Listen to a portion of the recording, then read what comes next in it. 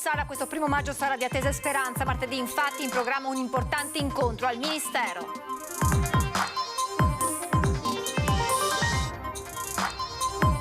Le ruba il ristorante La Borsa con il PC, la stella della scherma paralimpica. Bebbe Dio si rivolge al ladro sui social. Tieniti la borsa e il suo contenuto, ma inviami almeno i file della tesi che devo consegnare a breve. Morti sul lavoro, tasse e burocrazia e un PIL che non decolla come in Emilia e in Lombardia. Nel giorno della festa dei lavoratori il Veneto deve anche confrontarsi con le difficoltà della propria economia. Dopo le critiche per l'aumento di 10 euro alle tariffe per un giro in gondola, arriva puntuale la replica dell'assessore comunale alla mobilità e traffico Renato Boraso, che ricorda come i prezzi fossero invariati dal 2006. Per 10 giorni la statua della Madonna di Fatima sarà custodita nella chiesa di San Salvador, a 2 passi da Rialto, ad attenderla sul molo anche il patriarca Moraglia. I residenti di via Bottenigo a Marghera sono esasperati a causa del continuo via vai di tir e ora anche di auto aumentate a causa del centro commerciale. Si modifichi la viabilità, chiedono. Festa per l'apertura della nuova piscina comunale di Via delle Macchine, un'opera molto attesa che è stata inaugurata con atlete di nuoto sincronizzato, tuffi e un allenamento di pallanuoto.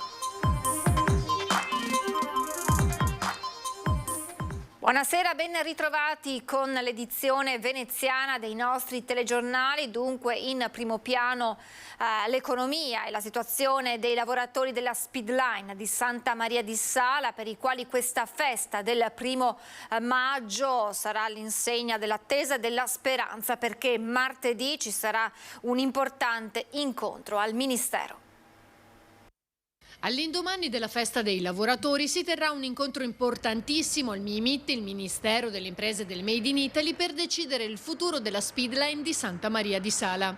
Ci sarà la proprietà, la svizzera Ronalco, la sua consulente, per analizzare le manifestazioni di interesse vincolanti pervenute nelle scorse settimane. Crediamo di essere quasi vicino alla soluzione, auspichiamo di essere quasi vicino alla soluzione. È chiaro che una soluzione non potrà essere quella conveniente per Ronal, ma dovrà essere la soluzione più garantista per lavoratori e famiglie. La scelta del potenziale investitore, se da un lato potrà rispondere agli interessi di Ronal, dall'altro, evidenzia il sindacato, dovrà essere la più convincente nel dare garanzie ai lavoratori e alle loro famiglie. Per noi è importantissimo che il perimetro industriale su cui si lavora in Speedline aumenti rispetto a quello dell'accordo, che era molto ristretto, era quello di base, e soprattutto che il numero occupazionale sia il massimo possibile, che la realtà industriale rimanga a Santa Maria di Sala e a Tabina e che ci sia un futuro per Speedline. Intanto prosegue lo stato d'agitazione proclamato nei giorni scorsi dall'RSU e se al MIMIT non ci fossero le risposte sperate,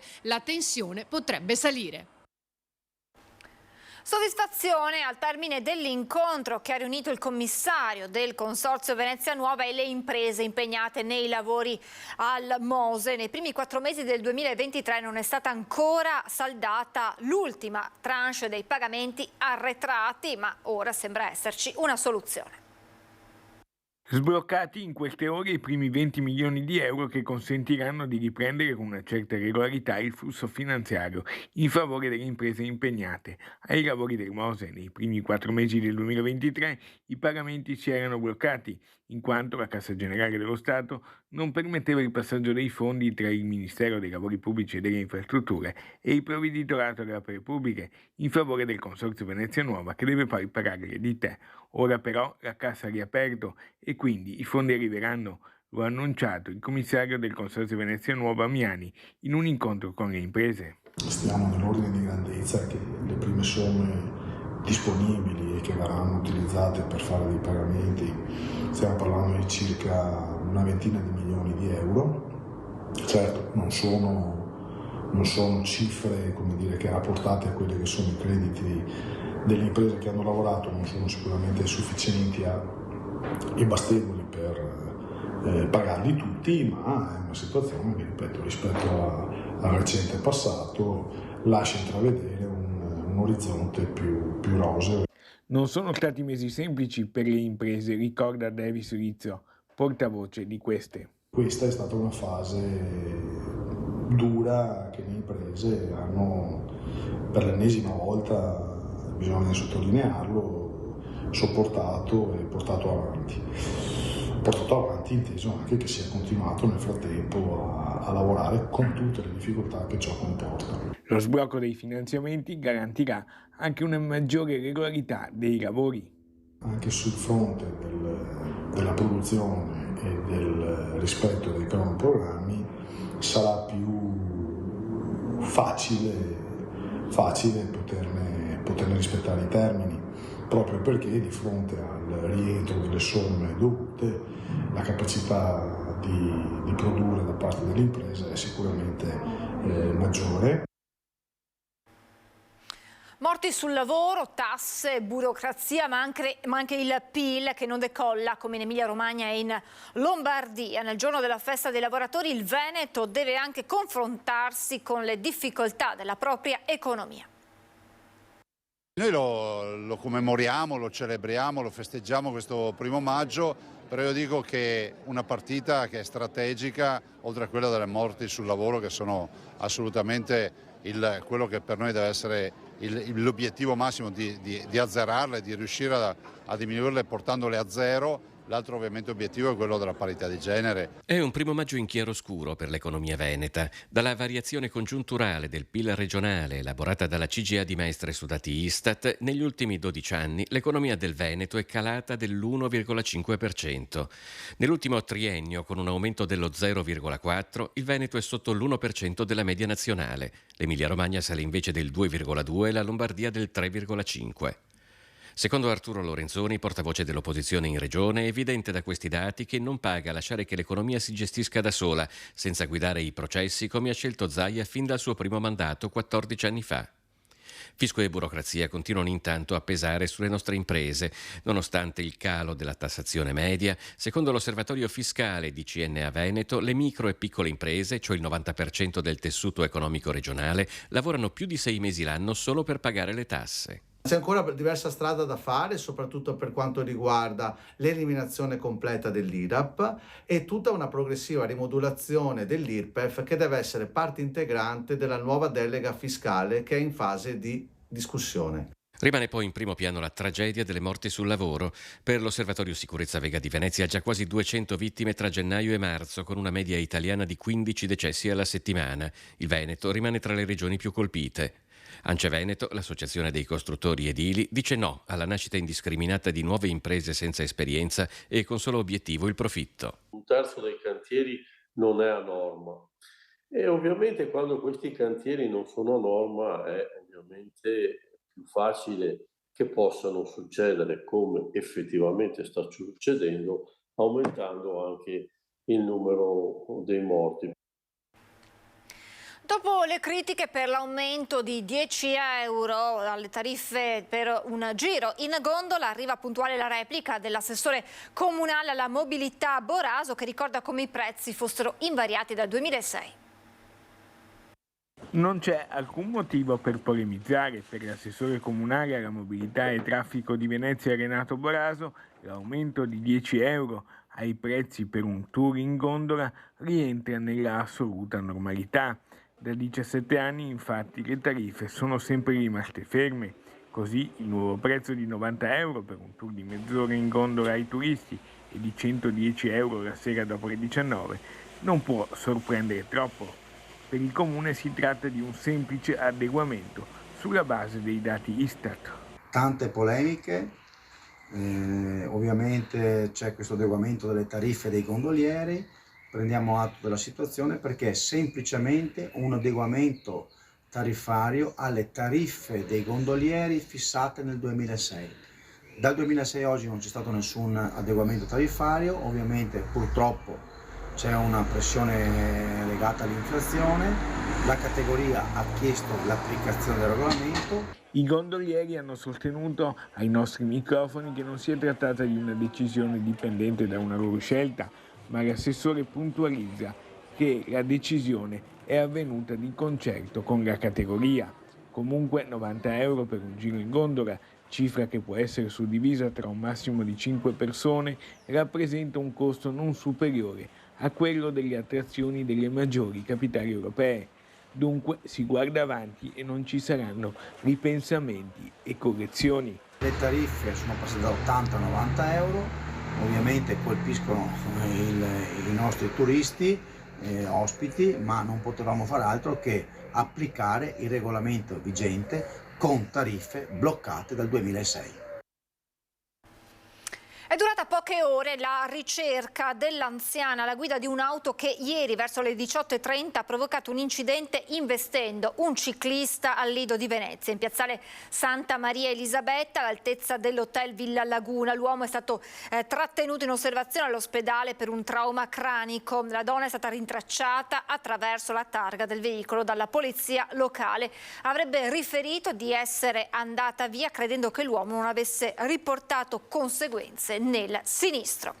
Non perde il sorriso neppure rivolgendosi al ladro che al ristorante le ha rubato il computer con dentro la tesi di laurea. Stiamo parlando della campionessa di scherma Bebe Vio, che all'autore del furto dice: tieniti la borsa e il suo contenuto, ma inviami i file della tesi che devo consegnare a breve. Per favore, vi chiedo per favore, dentro la borsa c'era il mio computer con la mia tesi scritta, finita, e io devo consegnare la tesi e iniziarla ora è impossibile. La borsa con il computer, con i file della tesi di laurea appena completata, rubata alla campionessa di scherma di Mogliano Veneto Bebe Vio, è stata la stessa atleta paralimpica in un video postato su Instagram a renderlo noto nel tentativo di recuperare il prezioso materiale rubato. Questa è la faccia disperata di una persona a cui hanno rubato la borsa l'altro giorno, e tra l'altro grazie a tutti perché ero appena tornata al funerale di nonno, quindi è stato molto piacevole finire la giornata con il furto della borsa. Nella borsa effetti personali, gli occhiali da vista senza i quali dice da 2 giorni vede ben poco e gli occhi si sono gonfiati per quello, l'ultimo saluto all'amato nonno Giorgio e il furto della borsa al ristorante. Bebe non si dimostra, malgrado questo, arrabbiata, solo molto preoccupata. Sfodera anche in questa occasione il suo proverbiale sorriso e si rivolge direttamente al ladro. Neppure lo rimprovera, tieniti tutto, gli dice, ma fammi riavere la mia tesi. Dentro il computer c'è un file che si chiama JCU. Adesso vi scrivo tutto. Se tu sei il ladro e stai guardando questa cosa qua, ti prego, mi puoi fare un Dropbox, una qualsiasi cosa, un WeTransfer, con quella cartella con scritto JCU, che dentro ci sono gli appunti, la tesi e tutto quanto? Tieniti tutto, ti prego, ma per favore, ridammi gli appunti e ridammi la tesi, perché sono in crisi nera e io mi devo laureare tra poco, quindi io non voglio potermi non laureare, ti prego. Nonostante tutto, conclude nel suo messaggio l'autore del furto: te ne sarei immensamente grata. I carabinieri di Mestre hanno messo i sigilli ad un Risto Pub di Zianigo di Milano. Negli ultimi 6 mesi erano intervenuti in almeno 5 circostanze per mettere un freno a litigi e schiamazzi che creavano problemi alla quiete pubblica. Gli accertamenti hanno confermato che il locale era frequentato costantemente da persone con precedenti di polizia, alcuni già sottoposti a misure di prevenzione personale. Il provvedimento emesso dal questore Mascio Pinto è l'effetto di una serie di attività effettuate dai militari nei confronti di tutti gli esercizi pubblici del territorio nell'ultimo periodo. Voltiamo pagina. Per 10 giorni la statua della Madonna di Fatima sarà custodita nella chiesa di San Salvador, a 2 passi da Rialto. Ieri ad attenderla sul molo anche il patriarca di Venezia, Monsignor Francesco Moraglia, che poi ha guidato la processione di accoglienza fino in chiesa. Momenti di grande commozione a Venezia per l'arrivo venerdì sera della statua della Madonna Peregrina di Fatima, che fino all'8 maggio sarà custodita nella chiesa di San Salvador a Venezia. Ad accogliere l'immagine mariana, venerata da milioni di fedeli in tutto il mondo, anche il patriarca di Venezia, Monsignor Francesco Moraglia, che ha sventolato un fazzolettino bianco in segno di devozione, e il delegato del sindaco alle tradizioni, Giovanni Giusto. L'emozione di Don Roberto Donadoni, parroco della chiesa di San Salvadore dell'area marciana, promotore di questa bella iniziativa. Da qui in processione ci recheremo verso la chiesa di San Salvador, dove la Madonna rimarrà per una decina di giorni. Sarà un momento eccezionale, un momento di conversione e di santificazione del popolo di Dio, perché questo è il messaggio che Fatima, la Madonna a Fatima, ha lasciato ai 3 pastorelli. Lascio ora la parola a Don Maurizio, che sarà l'animatore di fatto di questi 10 giorni, per 10 giorni intensi di preghiera, di Eucaristia e soprattutto di momento di insieme. Dopo il corteo acqueo con una trentina di lamiere ad accogliere la Madonna Pellegrina, da oggi tanti appuntamenti con la presenza del Patriarca. Chi vi parteciperà potrà anche ricevere l'indulgenza plenaria concessa da Papa Francesco. Venerdì alle 20:30 anche un collegamento video con l'Ucraina per pregare per la pace. Il messaggio della Madonna Pellegrina di Fatima è così articolato: pregate, convertitevi, fate penitenza, aiutatemi a salvare anime, affidatevi, consacratevi al mio cuore immacolato. Ogni giorno avremo la possibilità di recitare il Santo Rosario in diversi momenti, celebrare il sacramento della riconciliazione, adorare Gesù, pane di vita, Santissimo Sacramento e partecipare alla Santa Messa. Ci fermiamo per qualche istante di pubblicità, tra poco.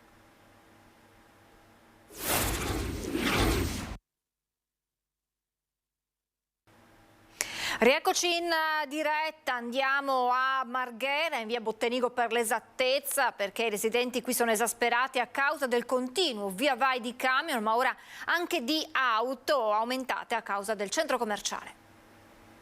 Da quando hanno aperto la nave De Vero il traffico è aumentato, ok? Ma mai come da quando hanno aperto il negozio Primark dentro la nave De Vero. È diventato insostenibile. Pare incredibile, ma via Bottenigo, questo tratto di strada di Marghera, viene decisamente abbandonato a se stesso e non si capisce per quale motivo sia l'unico tratto di Marghera che viene abbandonato in questo modo. I residenti di via Bottenigo e dintorni a Marghera, a pochi passi dal centro commerciale, sono esasperati e si sentono messi in disparte. Mancano passaggi pedonali, mancano piste ciclabili, mancano dei dissuasori per il traffico perché a volte corrono come magari si vede, mancano tante cose, anche i bidoncini per le immondizie, perché qui è diventato un immondezzaio. Bisogna tenere considerazione anche alle persone che ci vivono da una vita, per cui modificare il traffico, questa è una cosa, la viabilità è una cosa essenziale. Magari anche il traffico pesante, perché il traffico pesante da qui non dovrebbe neanche passare. Il traffico di mezzi pesanti, denunciano poi, rischia di mettere in pericolo anche i pedoni che negli anni sono aumentati. Non c'è un marciapiede, i mezzi pesanti si fermano e sostano di fronte alla casa in tutto quel tratto di strada per tutta la notte, lasciano ogni sorta di rifiuti. Quando tu passeggi per strada, io l'ho fatto anche prima, un tir a velocità elevata mi ha sfiorato di mezzo metro, cioè, e non me ne ero neanche accorto. Si rischia la vita, ragazzi, non è camminando, passeggiando lungo la strada ti vai a fare male. Quando piove la strada si riempie d'acqua. Chi vuole passare non riesce a passare, deve camminare in mezzo alla strada. I residenti sostengono di aver già segnalato la situazione al comune, ma gli interventi eseguiti finora, dicono, non sono sufficienti. C'è un inquinamento atmosferico, c'è un inquinamento acustico, ci sono varie cose che devono essere prese in considerazione e la vita è diventata insostenibile. Teniamo conto che questi abitanti che ci sono da una vita che vivono qua, quindi capisco tutto, ma un po' di sensibilizzazione per queste persone che ci abitano. Restiamo a Marghera, ma con la festa per l'apertura della nuova piscina comunale in via delle Macchine, un'opera molto attesa che è stata inaugurata con atlete di nuoto sincronizzato, tuffi e un allenamento di pallanuoto. Taglio del nastro e battesimo dell'acqua per la nuova piscina comunale di Marghera in via delle Macchine. La struttura è stata intitolata Marghegera, un nome scelto dall'associazionismo locale, e il battesimo dell'acqua ha visto l'esibizione delle atlete della società di nuoto sincronizzato Sincroterraglio, quindi i tuffi e un breve allenamento di pallanuoto con gli atleti della Mestrina Nuoto, Nuotatori Venezia e Stile Libero, che svolgeranno la loro attività nel nuovo impianto. 2 le vasche pronte in questa struttura, una da 24 metri per 12 e una da 12 metri per 8 per fare diverse attività, appunto, più gli spogliatoi e una piccola palestra di 140 metri quadri al primo piano. La piscina più piccola è riservata a corsi ed attività per bambini. 2 gli spogliatoi riservati agli utenti, 3 per istruttori e addetti. In caso di competizioni, le nuove gradinate potranno ospitare un centinaio di persone. La palestra di 140 metri quadri al primo piano della struttura è stata realizzata per attività sportive collaterali. L'edificio sarà alimentato da energia elettrica green con impianto di pannelli fotovoltaici. All'esterno della piscina è stato realizzato un parcheggio con 55 posti auto. Dal nuoto al calcio, il calcio femminile con la vittoria per 1-0 delle arancio-nero-verdi di Mister Marino contro lo Spezia nella semifinale di Coppa Italia. Decide un gol di Zuanti nella ripresa, finalissima l'11 giugno a Firenze. Più di 80 anni dopo il mitico Venezia nero-verde di Ezio Loic e Valentino Mazzola, che nella stagione 1940-41 conquistò una sorprendente Coppa Italia, un altro Venezia, questa volta quello femminile arancio-nero-verde, raggiunge la finalissima di Coppa Italia e andrà a giocarsi il titolo di Coppa l'11 giugno a Firenze al Centro Federale.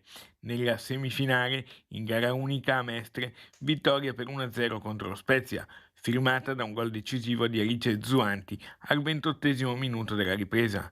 Mister Marino fa il punto sulla stagione. Forse ci manca qualche punto in campionato per un po' di esperienza che ci è mancati nella gestione di alcune partite importanti, l'età è molto... abbiamo la squadra più giovane del campionato, quindi ci sta che in un progetto comunque molto ambizioso di crescita della squadra per il futuro, ci sta comunque quest'anno nell'errore dell'interpretare qualche partita. La conquista della finale è sicuramente un traguardo storico, ma ora non ci si vuole fermare. A contendere il trofeo ci potrebbe essere, come in quel Venezia degli anni 40, ancora la Roma, visto che l'altra finalista uscirà dalla sfida tra l'AS Roma e Palermo, che si disputerà il 4 giugno. Intanto, nella semifinale, le arancio-nero-verdi sono state sostenute da un nutrito numero di tifosi che ha gremito con entusiasmo la tribuna del Tagliercio. Il progetto del Venezia è un progetto molto ambizioso e che crede tantissimo nel femminile. C'è la direttrice Grazia Tentin che con tutto lo staff della Juniores lavorano benissimo per la crescita delle future ragazzine pronte per la prima squadra. Lavorare per me in un club organizzato e ambizioso come il Venezia è un piacere e metto quotidianamente a disposizione del club e delle ragazze tutta la mia esperienza in questi 15 anni di calcio che ho trascorso. È tutto, adesso le previsioni del tempo, grazie per averci seguito e buon sabato sera.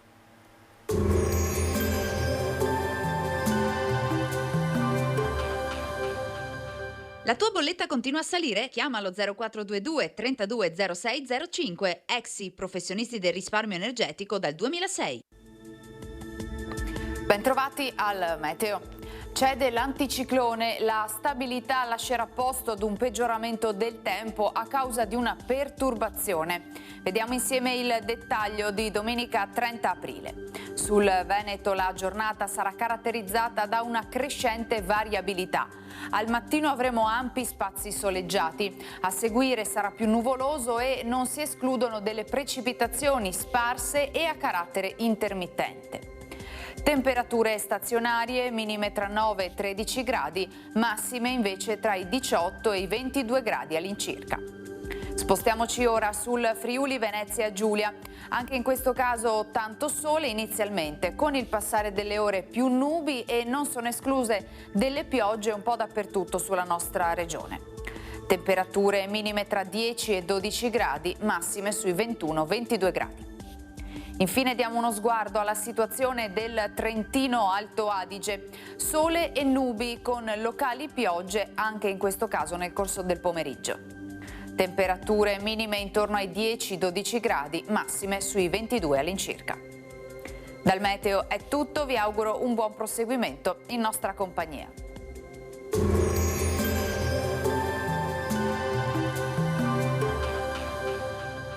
La tua bolletta continua a salire? Chiama lo 0422 32 06 05, Exi, professionisti del risparmio energetico dal 2006.